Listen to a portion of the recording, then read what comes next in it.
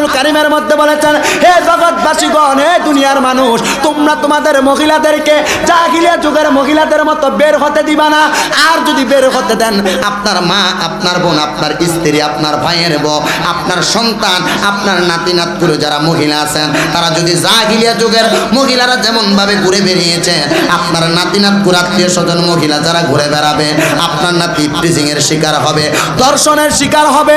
লক্ষ্য করলে দেখা যায় এই পর্যন্ত বাংলাদেশের মধ্যে এমন কোন নজির পাওয়া যায় নাই কোন পর্দাশীল নারীকে ধর্ষণ করা হয়েছে, কোন পর্দাশীল মহিলাকে প্রিজিং করা হয়েছে।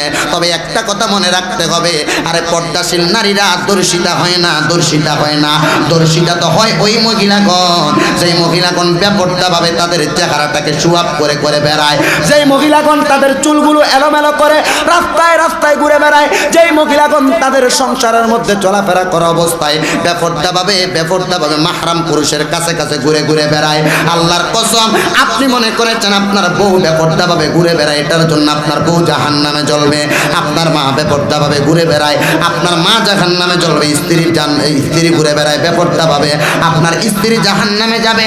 আপনার মেয়েটা বেপর্দাভাবে ঘুরে বেড়ায়, আপনি মনে করেছেন আপনার মেয়েটা জাহান্নামে যাবে। না না না না না, আপনার যত আত্মীয় স্বজন, আপনার আত্মীয় আহলে আওলাদের মহিলাগণ যদি বেপর্দাভাবে ঘুরে বেড়ায়, আপনি যদি ডাক না দেন, আল্লাহর কসম এটার জন্য আপনাকেও কিন্তু জাহান্নামের আগুনে জ্বলতে হবে। কেন? নবীজির একটা হাদিস শরীফ পড়তে গিয়ে পাইলাম, হযরত আবু হুরায়রা রাদিয়াল্লাহু তাআলা আনহুর হাদিস শরীফের মধ্যে বলা হচ্ছে, আল্লাহর হাবিব সাল্লাল্লাহু আলাইহি সাল্লামের উম্মতের মধ্যে যদি কোনো পুরুষ অথবা কোনো নারীর সন্তান যদি বি লাইনে চলে যায়, মানে এক কথায় দিন থেকে আলাদা হয়ে যায়, ধর্ম থেকে আলাদা হয়ে যায়, কোরআন এবং হাদিসের আইন থেকে দূরে সরে যায়, ওই ব্যক্তির সন্তানটাকে আমার আল্লাহ পাক ফুলসেরাত পার করাবেন তার বাবার বুকের মধ্যে ফাড়া দিয়া। জোরে কইতেন না কেন? আপনার সন্তান যদি বেলাইনে চলে যায়, আপনার সন্তান যদি কোরআন এবং হাদিসের লাইন থেকে দূরে চলে যায়, পথভ্রষ্ট হয়ে যায়, আপনার সন্তান যদি দ্বীনি ইলম থেকে দূরে চলে যায়, আল্লাহর হাবিবের হাদিস প্রমাণ করে ওই সন্তানটাকে ফুলসেরাত পার করা হবে তার বাবার বুকের মধ্যে পাড়া দিয়া। আপনি চিন্তা করেন, আপনার সন্তান আপনার গায়ের সাথে একবার পাও লাগলে আপনাকে ধরে ধরে সালাম করে আদব দেখায়, কিন্তু ওই সন্তান আপনার বুকের মধ্যে পাড়া দিয়া হাসরের ফুলসেরাতের রাস্তা পার হবে। হে বন্ধু গো, এই জন্য আপনাদের কাছে বলে দিয়ে যেতে চাই, আপনার মা, আপনার স্ত্রী, আপনার কন্যা, আপনার নাতি, ছেলের বউ, এমন মহিলা যারা আপনার পরিবারের মধ্যে আছে, তারা যদি বেপর্দাভাবে ঘুরে বেড়ায়, এটার শাস্তি শুধু আপনি না, আপনি না, তারাও পাবে, আপনিও পাবেন। আপনি পাওয়ার কারণ হলো আপনি বেপর্দা হন নাই, আপনি শুধুমাত্র দুনিয়ার জমিনের মধ্যে নিজের মতো করে চলাফেরা করার কারণে, তাদেরকে ডাক না দেওয়ার কারণে আপনি কিন্তু বেলাইনে চলে যাবেন এবং জাহান্নামের রাস্তা অবলম্বন করবেন।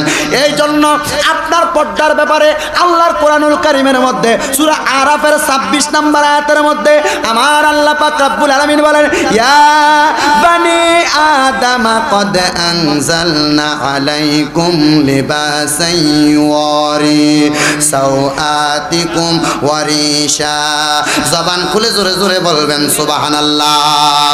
হ্যাঁ বন্ধুগণ আমার, আল্লাহর কোরআন বলছেন আমাদেরকে ডাক দে, হে আদম সন্তানগণ, আদম নবীর সন্তানগণ, আপনি বলেন অথবা অন্য সন্তান, অন্য যারাই হোক না কেন, সকল মানুষদেরকে ডাক দিয়ে বলেন, ইয়া বানি আদামা, হে আদম সন্তানগণ, নিশ্চয় আমি তোমাদের জন্য এমন পোশাকের ব্যবস্থা করেছি যা তোমাদের লজ্জাস্থানকে ঢেকে রাখবে, যা হবে তোমাদের জন্য সৌন্দর্য। শুধু তাই নয়, আপনাদের জন্য সৌন্দর্য নয়, আল্লাহর কোরআন বলছেন, ওয়ালিবাসুত তাকওয়া যালিকা খায়রুন। আল্লাহর কোরআন বলছেন, হ্যাঁ এটাই তাকওয়ার পোশাক, এটাই সর্বোত্তম পোশাক। শুধু তাই নয়, যালিকা মিন আয়াতিল্লাহি লাআল্লাহুম ইয়াযাক্কারুন। আর এটাই হচ্ছে আল্লাহর নিদর্শন সমূহের অন্যতম নিদর্শন। আশা করা যায় তারা এই উপদেশটা গ্রহণ করবে। উত্তরোদ্ধার বাবারা, উত্তরোদ্ধার ভাই বন্ধুরা, আপনাদের কাছে আমার আল্লাহ পাক রব্বুল আলামিন যতগুলো আদেশ করেছেন, আল্লাহর কোরআন বলছেন আপনি আপনার লজ্জাস্থানকে ঢেকে রাখার জন্য। এখন আপনি বলবেন, হুজুর আমি আমার লজ্জাস্থানকে ঢাকার জন্য একটা শর্ট প্যান্ট পরলেও তো আমার লজ্জাস্থান ঢেকে থাকে, তাইলে আমার লজ্জাস্থান তো এমনি ঢেকে গেল, তাইলে আমি আর কি ধরনের কাপড় পরবো?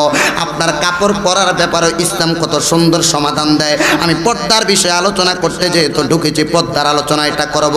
আল্লাহর হাবিব সাল্লাল্লাহু আলাইহি সাল্লাম বলছেন, মাল্লাবিসা সাওবা শুহরাতিন ফিদ দুনিয়া আলবাসাতুল্লাহু সাওবা মাদাল্লাতি ইয়াউমাল কিয়ামাহ। আল্লাহর হাবিব সাল্লাল্লাহু আলাইহি সাল্লাম বলছেন, যেই ব্যক্তি দুনিয়ার মধ্যে সুখ্যাতির জন্য কাপড় পরিধান করবে, মানে মানুষ আমার ভালো বলবো, সুন্দর বলবো, এই জন্য কাপড় পরবে, পরিধান করবে, আল্লাহ তাআলা কিয়ামতের দিন তাকে অপমানের কাপড় পরিধান করাবেন। আপনি আপনার স্ত্রীরে পাতলা কাপড় পরাইয়া, আপনার স্ত্রীর টিস্যু জালি শাড়ি পরাইয়া রাস্তায় দিয়া বাহির করেন। আপনি মনে করছেন আপনার স্ত্রীটারে মানুষ সুন্দর বলবে, সুখ্যাতির জন্য কাপড় পরেছেন। রাসূল আমার আবু দাউদ শরীফের মধ্যে এবং ইবনে মাজাহ শরীফের 257 নম্বর পৃষ্ঠার মধ্যে 3605 নম্বর হাদিসে আমার রাসূল বলতেছেন, মাল্লাবিসা সাওবা শুহরাতিন ফিদ দুনিয়া আলবাসাহুল্লাহু সাওবা মাদাল্লাতি ইয়াউমাল কিয়ামাহ। সুখ্যাতির জন্য কেউ যদি জামা কাপড় পরে, আমার আল্লাহ কিয়ামতের দিন তাকে অপমানের কাপড় পরাইব। আপনার বউয়েরে আপনি ফাকলা টিস্যু কাপড় পরাইয়া রাস্তায় বাহির করছেন গো, আপনাকে আমার আল্লাহ কিয়ামতের ময়দানে আগুনের জামা দিয়া দিব, অপমানের জামা দিব। আপনার কাছে আমি একটা কথা বলি, শুনলেন সাধারণ উদাহরণ। আপনার কাছে আমি একটা কথা বলি, সাধারণ উদাহরণ। আপনাদের এলাকার মধ্যে মানুষ ফাপ্পা গাছ লাগায়নি? ফাপ্পা গাছ আর পেঁপে গাছ লাগায় না? আপনাদের এলাকায় মানুষ পেঁপে গাছ লাগায়। দেখবেন পেঁপে গাছের মধ্যে যখন পেঁপে বেশি ধরা শুরু হয়ে যায়, মানুষগুলা কত সুন্দর করে পেঁপের সৌন্দর্য মানুষ মুখ লাগাই দিব। পেঁপে গাছের মধ্যে ঠুন্ডা ফিসা লটকায়, মানুষ মুখ লাগাইবো, ফিসা দেখলে মুখ লাগাইতো না। কত সুন্দর করে দেখবেন মানুষ পেঁপে গাছের মধ্যে কাঠটা জুতা লাগায়।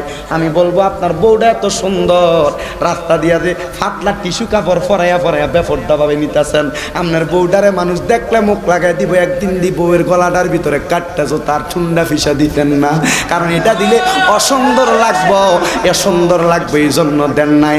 আল্লাহর কসম, দুনিয়ার বেয়াজ্জতি আপনার চোখে লাগে না।